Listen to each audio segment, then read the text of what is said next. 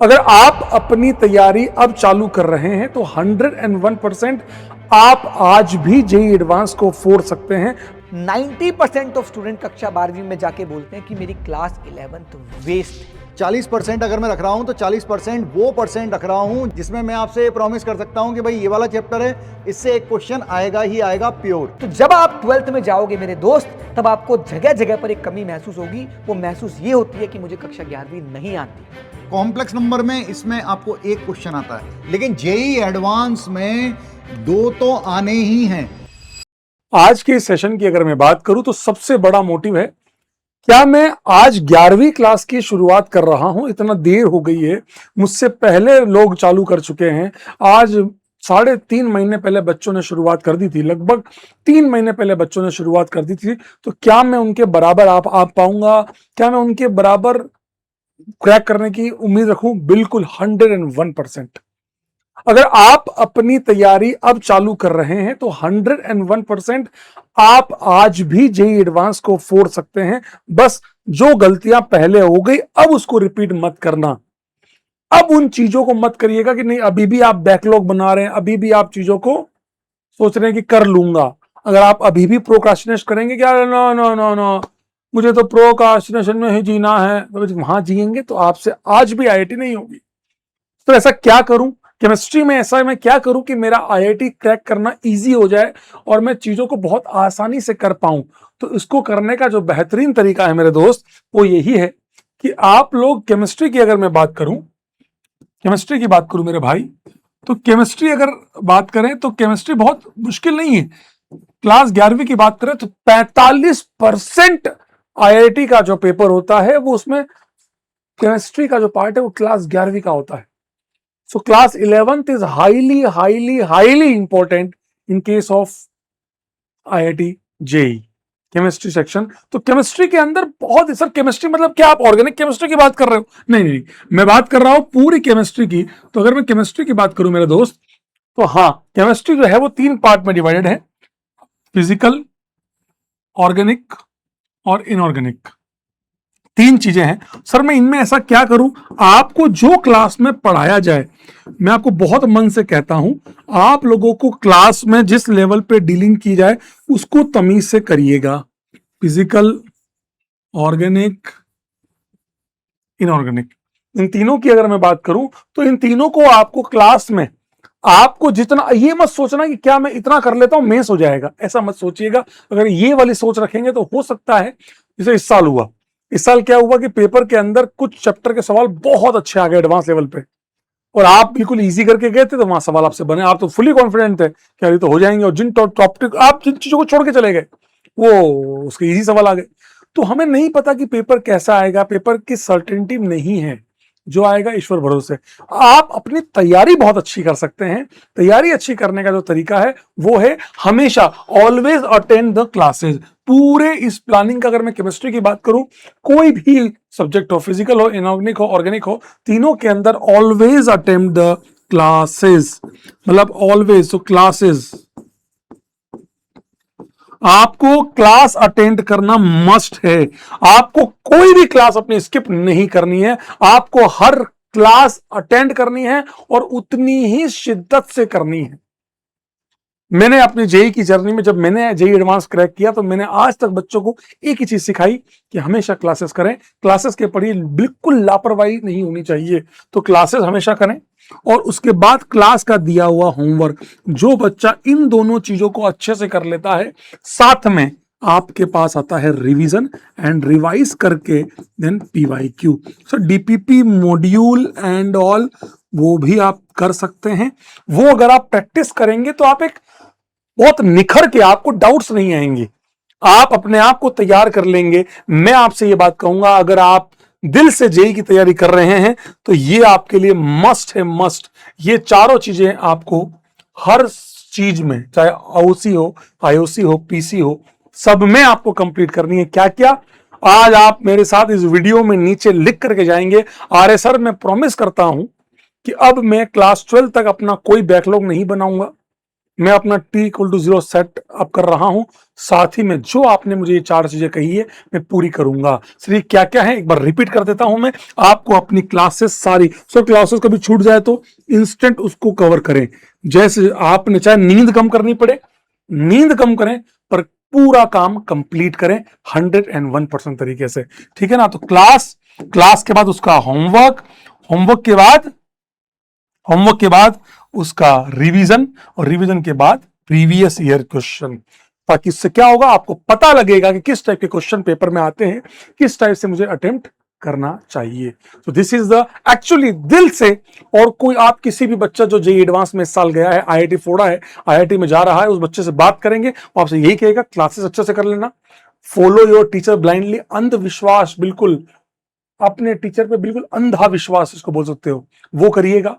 हाँ अंधविश्वास बोल लो कि हाँ यही सही है, वो वैसा वाला फॉलो करना, रिगरसली फॉलो करना, रिलीजियसली फॉलो करना, और साथ में होमवर्क करना, जो क्लास में दिया जाए उसको रिवाइज करके पीवाईक्यूज करना। इतना कर लोगे, वादा करता हूं जेईई एडवांस फोड़ने से कोई रोक नहीं पाएगा।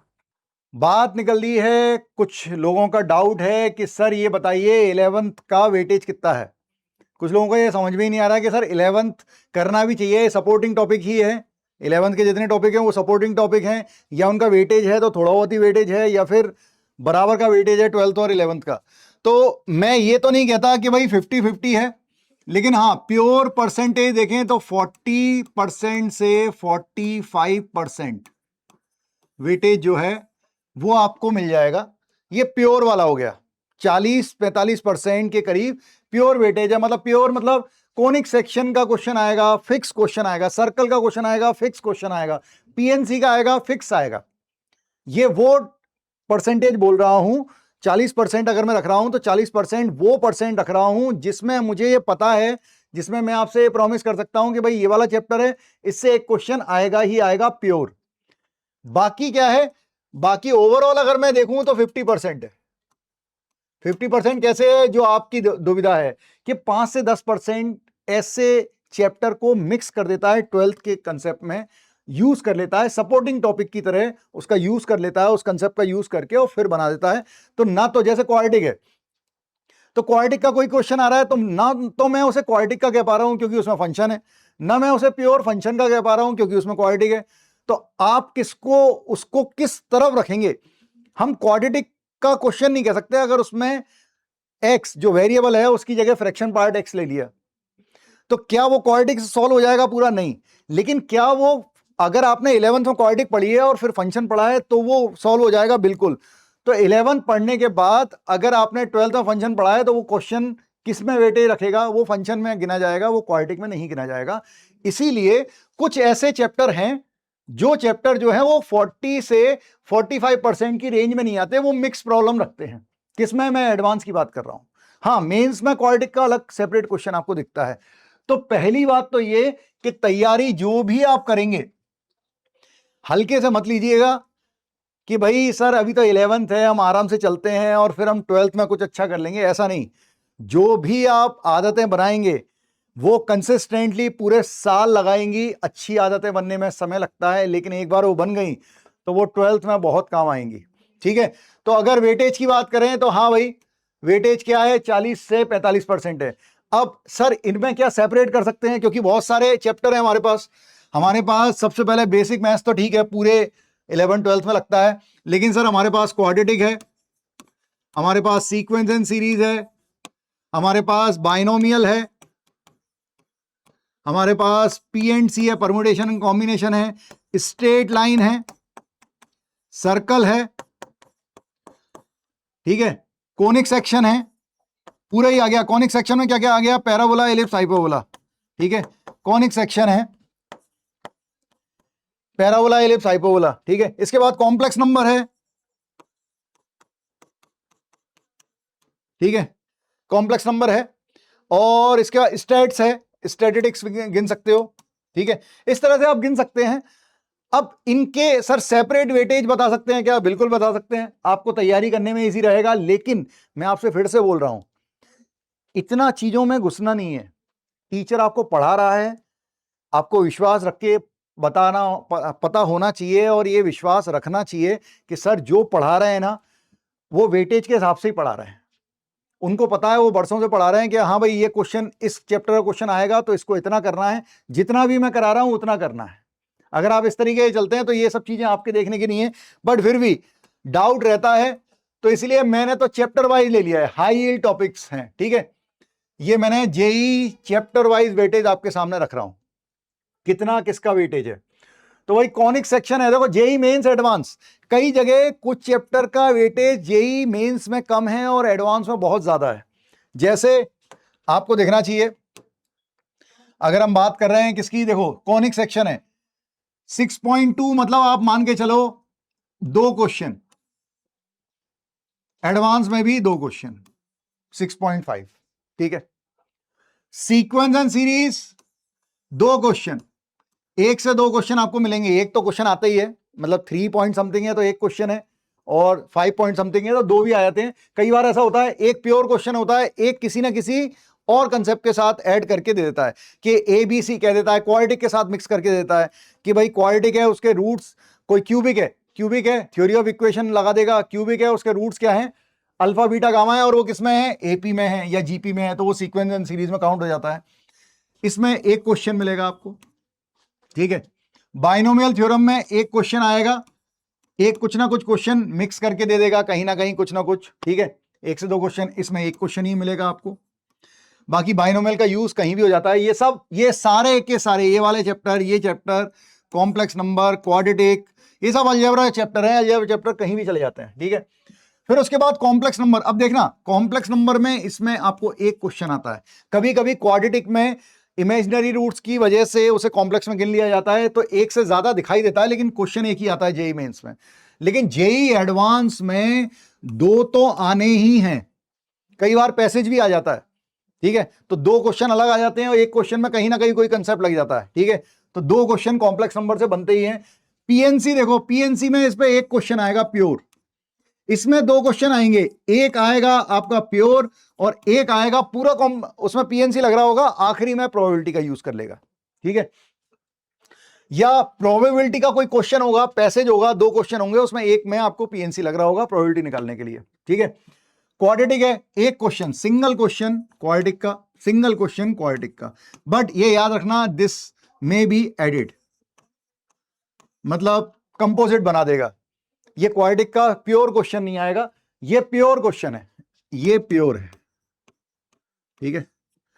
वो प्योर क्वेश्चन एडवांस में जनरली देखा नहीं जाता, उसमें फंक्शन में ऐड हो जाता है। वो सर्कल है, सर्कल में 1 क्वेश्चन आएगा, केवल 1 क्वेश्चन, इसमें पैसेज भी आ जाता है। 1 क्वेश्चन श्योर शॉर्ट है, 1 क्वेश्चन स्ट्रेट लाइन से मिला देगा, या कॉनिक सेक्शन के साथ कॉमन टेंजेंट का केस बना देगा, कुछ भी कर देगा, ये मिक्स कर देगा, लेकिन अपन इसे एक ही गिनेंगे। स्टैटिस्टिक्स आजकल इससे 100% 1 क्वेश्चन आ रहा है, जेई मेंस में 1 क्वेश्चन आता है, बट ये लास्ट 2 to 3 ईयर्स से देखा जा रहा है कि इससे लास्ट 2-3 साल से क्वेश्चन आने लगे हैं स्टेट। इस साल भी 2026 में भी स्टेट्स का क्वेश्चन था, ठीक है। तो आने लगे हैं क्वेश्चन, स्ट्रेट लाइन का 1 क्वेश्चन मिलेगा, 1 क्वेश्चन भी मिलता है भाई। ये तो क्या है, ये मिक्स क्वेश्चन, मतलब आपको 2 क्वेश्चन भी मिल सकते हैं, लेकिन वो मिक्स होते हैं। स्ट्रेट लाइन को टेंजेंट की तरह देख रहे हो पैराबोला में, या टेंजेंट की तरह देख रहे हो इलिप्स या सर्कल में, तो वो भी स्ट्रेट लाइन का क्वेश्चन मिक्स प्रॉब्लम काउंट हो जाता है।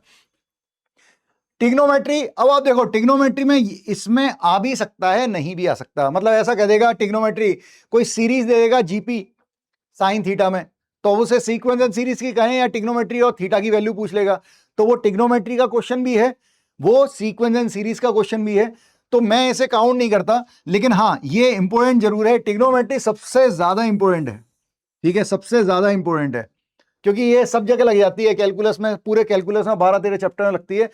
इसमें आपको एक डेंजर वाला क्वेश्चन मिलता है, ये जो 6% लिखा है, ये वो 6% है जो हर जगह, कभी फंक्शन में टिग्नोमेट्री दिखाई देगी, कभी इंटीग्रेशन में टिग्नोमेट्री का में फार्मूला लग जाएगा, कभी एरिया अंडर कर्व में टिग्नोमेट्री का कोई कंसेप्ट लग रहा होगा, कहीं इंटरवल निकालने में या ग्राफ निकालने में, इसलिए उसे काउंट किया जा रहा है, ठीक है।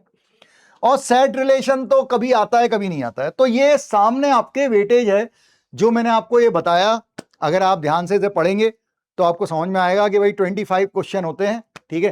25 क्वेश्चन में से करीब करीब वेटेज, करीब करीब 40% के आसपास का वेटेज बन जाता है। अगली 5 मिनट मेरी बातें बहुत ध्यान से सुनना। शायद ये 5 मिनट आपकी लाइफ का एक टर्निंग पॉइंट प्रूव हो। शायद ये 5 मिनट आपकी लाइफ में आपको कुछ बहुत बड़ी बात बता जाए। शायद ये 5 मिनट आपको आपकी लाइफ में बहुत कुछ सिखा जाए। और शायद ये 5 मिनट आपकी जिंदगी को बेहतर बना जाए। तो ज्यादा समय ना लेते हुए केवल 5 मिनट में आपके लेना चाहूंगा और बहुत इंपॉर्टेंट डिस्कशन करना चाहूंगा। बीते कई वर्षों से जब भी मैं कक्षा 12वीं का बैच लेता हूं, सर 11वीं 12वीं का बैच लेता हूं, तब मैं एक सवाल पूछता हूं बैच चालू होते ही कि क्या आपको कक्षा 11वीं आती है। 90% ऑफ स्टूडेंट कक्षा 12वीं में जाके बोलते हैं कि मेरी क्लास 11th वेस्ट है। और उसके बाद मैं एक बहुत बड़े असमंजस में फंस जाता हूं। एक बहुत बड़ा डाउट मेरे अंदर आ जाता है कि क्या मैं इस 12वीं के बच्चे को एक अच्छी रैंक दिलवा पाऊंगा कि नहीं दिलवा पाऊंगा। क्योंकि बिना क्लास 11th के एक अच्छी रैंक ला पाना इज नेक्स्ट टू इम्पॉसिबल। शायद आप एकदम बाउंड्री पर सिलेक्शन ले जाओ, शायद आप सिलेक्शन ले जाओ, पर एक अच्छी रैंक वाला बच्चा कभी अपनी 11वीं बर्बाद नहीं होने देता। तो इसलिए मैं आपसे बात करने आया कि कक्षा 11वीं की इंपॉर्टेंस क्या है। याद रखिएगा, कक्षा 11वीं क्लास 11th आपका रैंक डिसाइड करेगी। सिलेक्शन शायद आप लास्ट मोमेंट पे पढ़ के ले जाओ, शायद आप लास्ट के कुछ महीने में पढ़ के ले जाओ, शायद ड्रॉपर में, या कई बच्चे 6-7 महीने की तैयारी में ले जाते हैं रैंक, मतलब कुल मिला के सिलेक्शन निकाल जाते हैं। पर एक अच्छी रैंक लाने वाला बच्चा तरीके से 1.5-2 साल पढ़ाई करता है। इसका सबसे बड़ा प्राइम एग्जांपल मैं आपको देता हूं कि अगर आज आप के अंदर एक इच्छा जागृत हुई कि मैं आज जिम जाकर बॉडी बनाऊंगा, तो आप ये नहीं कर पाओगे कि एक ही दिन में पूरी की पूरी आपकी बॉडी बन गई। अगर आपको एक महीने में, एक दिन में 4 रोटी खानी थी, तो एक महीने में 120 रोटी खाते, तब जाके आपकी एक बॉडी बनती। तो आप एक दिन में 120 रोटी नहीं खा पाओगे। यही सेम बात मैं आपको बताना चाहूंगा कि कक्षा 11वीं और कक्षा 12वीं का जो सिलेबस है, उसको एक रिक्वायर्ड टाइम चाहिए। ऐसा नहीं है कि आप लास्ट के 2 महीने में केवल 1 शॉट पढ़ के सारी की सारी तैयारी कर लो। मैं भी 1 शॉट देता हूं, हम सारे के सारे टीचर्स आपको 1 शॉट प्रोवाइड करते हैं, बट उसका मतलब ये नहीं होता कि 1 शॉट से पढ़ के सिलेक्शन निकाल लोगे। वो 1 शॉट एक रिवीजन पर्पस से हम आपके लिए लाते हैं कि ताकि लास्ट मोमेंट पर आपको बेस्ट से बेस्ट कंटेंट में और बेस्ट से बेस्ट रिवीजन आपको करा दें।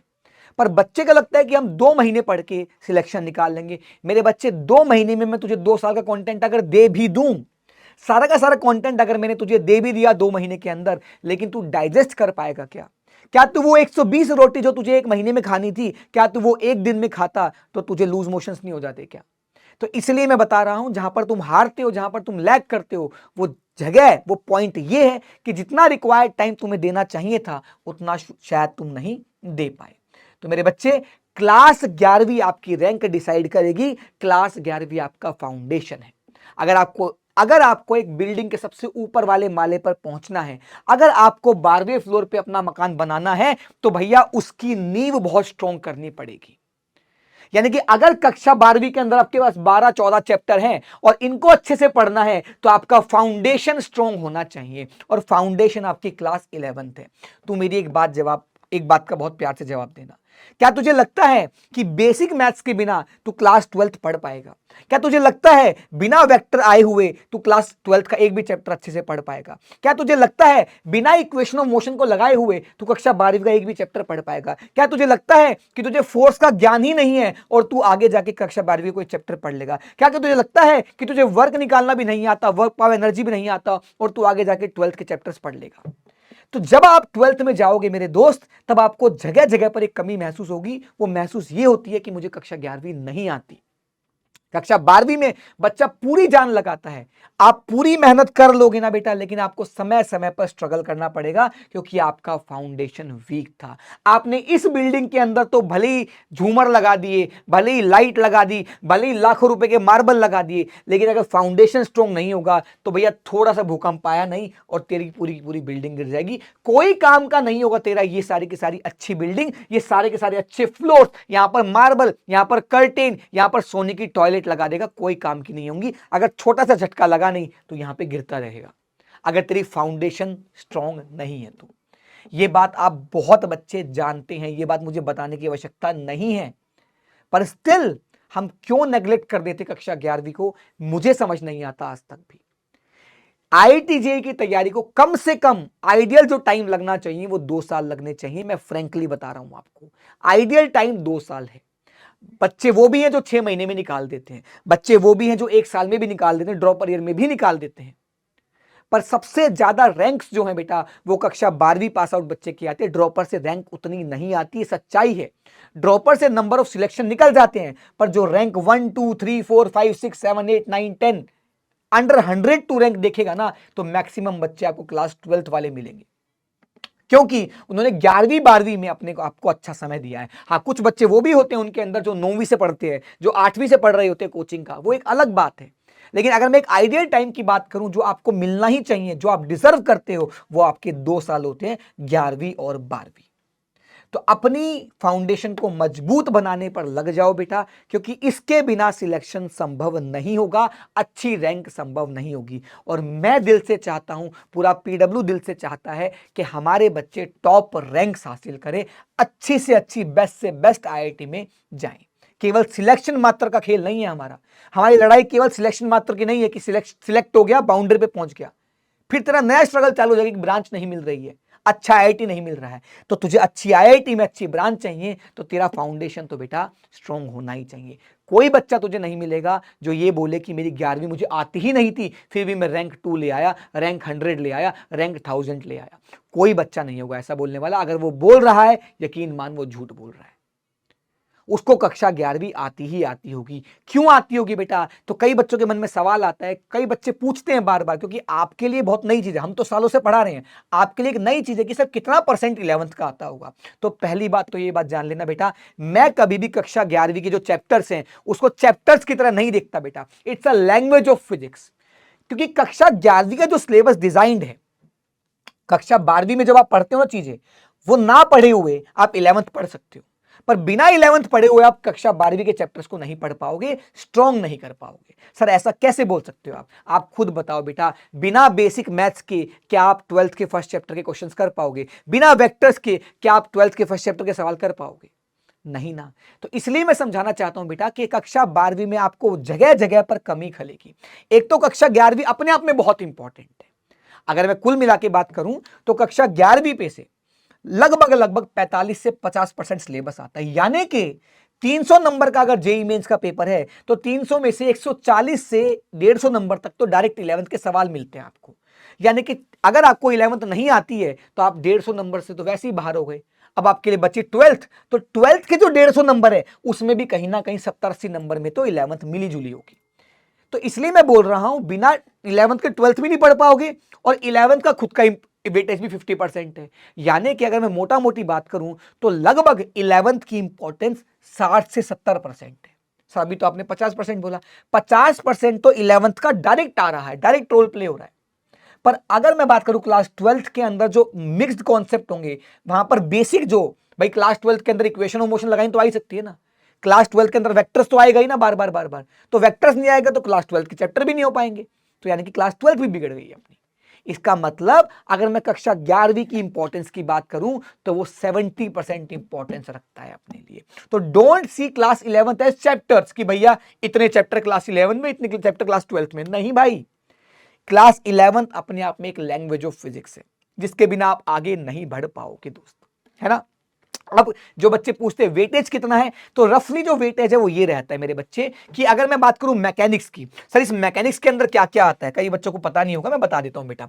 मैकेनिक्स के अंदर आपके पास जनरली आता है बेटा काइनेमेटिक्स हो गया,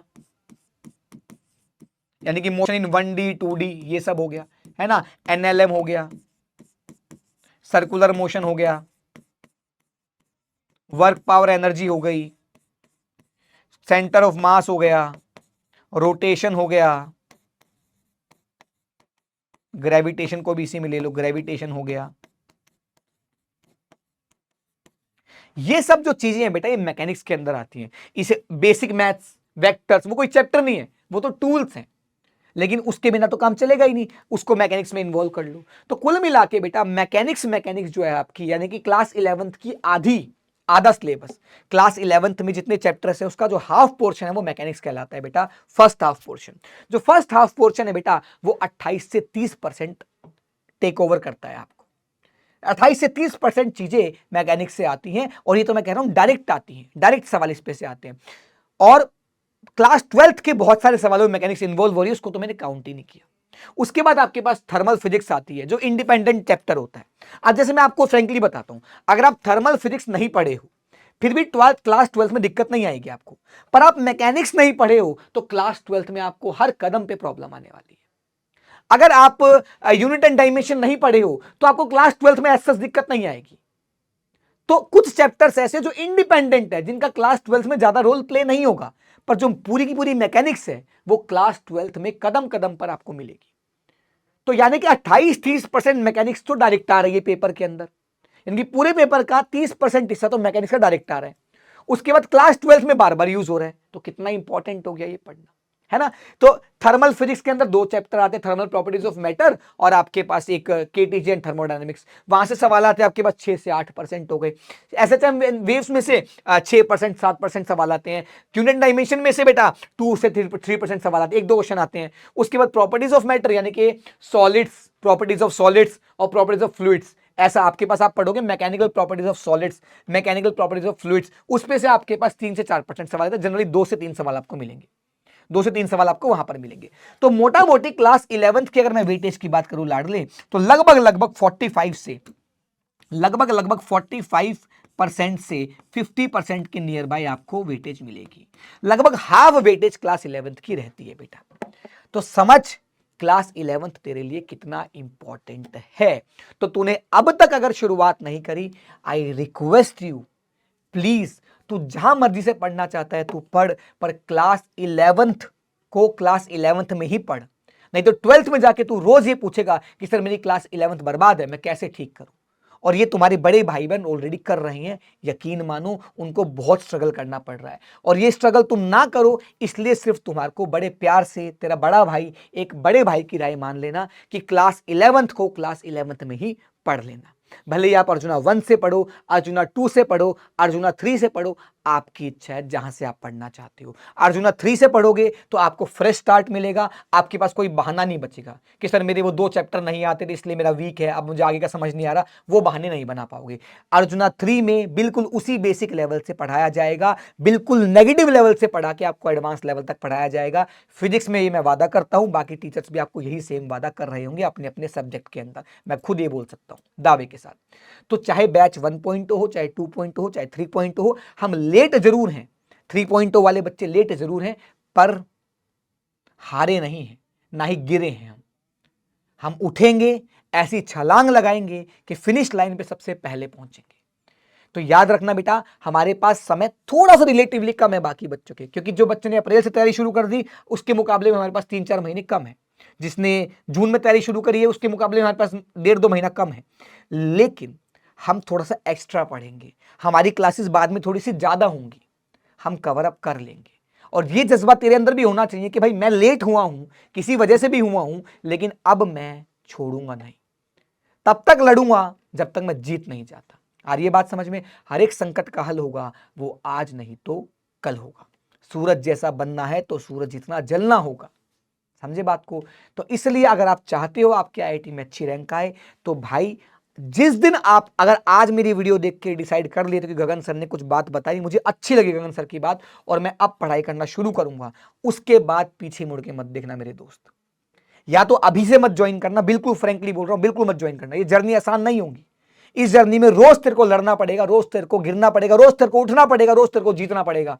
लेकिन अगर तूने डिसाइड कर लिया कि गगन सर मैं गिर भी जाऊंगा, मैं उठ भी जाऊंगा, मैं लड़ लूंगा, लेकिन हारूंगा नहीं, अगर तेरे अंदर वो एटीट्यूड है तो मेरे भाई आ जाना, सिलेक्शन करवा देंगे, रैंक के साथ करवा देंगे। और बहुत सारे बच्चे अर्जुना 3 के, जो अर्जुना 3 से भी स्टार्ट कर, क्योंकि ये बैच मैंने पिछले साल भी लिया है, तो इस बैच के अंदर जब मैं सिलेक्शन के टाइम पे मिला बच्चों से, तो बहुत बच्चे ऐसे थे कि सर मैं अर्जुना 3 में आपसे पढ़ा था। हाँ, जैसे अर्जुना 3 में सीरियस हो गए, फिर लक्ष्य 1 में पढ़ना, मैं थोड़ी बोलूंगा लक्ष्य 2 में आना, लक्ष्य 3 में आना, नहीं भाई। जब तू अर्जुना में ही सीरियस हो चुका है तो उसके बाद लक्ष्य में तो तू स्टार्टिंग से तैयारी करेगा ना भाई। तो अच्छी रैंक लाएगा ही लाएगा डेफिनेटली। ठीक है, तो क्लास 11th में लेट चालू करने से बहुत बड़ी प्रॉब्लम नहीं आती। हाँ, 12th में अगर आप बहुत लेट आते हो तो थोड़ी प्रॉब्लम रहती है जेन्युइनली। ठीक है, तो ये छोटी मोटी बातें थी जो मुझे आपसे करनी थी। और बस फिर से ही बोलूंगा कि अगर एक बार ठान लो कि मुझे तैयारी करनी है, उसके बाद एक दिन भी, एक पल के लिए भी पीछे मुड़ के मत देखना बेटा। ठीक है जी। If your class 11th is weak then class 12 become survival. केवल सर्वाइवल का गेम बचेगा, रैंक की मत सोचना उस समय पर।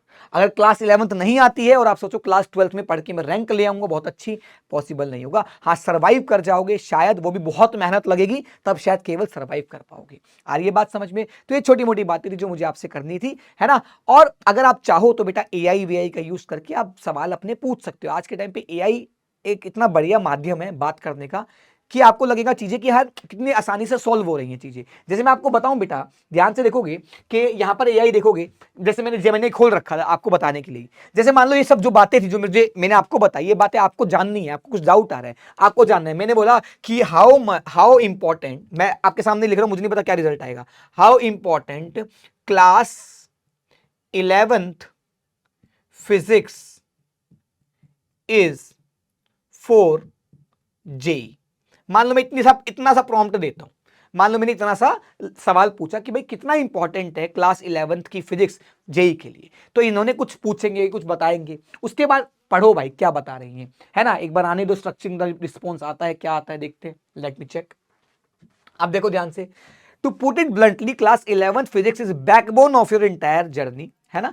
It is nearly impossible to score well in, nearly impossible, generally AI कभी इम्पॉसिबल नहीं बोलता, फिर भी इसने यहां पे लिखा generally impossible to score well in JEE advance और even in JEE mains if your class 11th concept are weak. ठीक है जी, सारी की सारी बातें आप पढ़ोगे, देखो ध्यान से, mechanics, thermodynamics, SHM, properties of matter, ये हल्का फुल्का डेटा ऊपर नीचे हो जाता है, वो डिपेंड करता है ईयर टू ईयर, है ना। ईयर टू ईयर डिपेंड करता है कि किस ईयर मान लो किसी ईयर यहां से थोड़े कम आ गए तो यहां से ज्यादा आ गए, यहां से ज्यादा आ गए तो यहां से कम आ गए, तो इस तरीके से कुछ कुछ ऊपर नीचे रहता है। लेकिन ओवरऑल जो वेटेज है, जो जब पेपर बनता है, डिजाइन होता है, तो इस तरीके से तय की जाती है कि 45 से 50% लगभग आपका क्या रहे, 11th का पोर्शन कवर रहता है। तो इस तरीके से आप जेमिनाई का यूज करके, गूगल जेमिनाई का यूज करके बहुत सारी चीजें, कोई टॉपिक पढ़ना चाहो, कोई टॉपिक में कोई डाउट आ जाए, कुछ भी हो, आपको लगभग हर एक चीज का आंसर जेमिनाई दे देता है। तो इसका यूज कर लिया करो बेटा।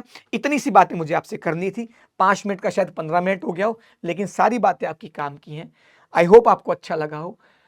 All the best. अभी बैचेस पर सेल चल रही है, जितना मुझे याद है, जब ये वीडियो जाएगी तब तक शायद सेल खत्म हो जाए, या अगर होगी तो प्लीज चेक कर लेना। गोट सेल चल रही है, तो गोट सेल का फायदा उठाए, बैच सस्ते में ले ले, अगर लेना है तो सस्ते में बैच ले ले। मैं नहीं चाहूंगा कि आपका 500 रुपये भी एक्स्ट्रा लगे, मैं चाहूंगा जहां से पैसा बच सके, आपका कम से कम पैसे में आपकी बढ़िया से बढ़िया रैंक आ जाए। Love you so much, take care, bye bye, love you, Tata.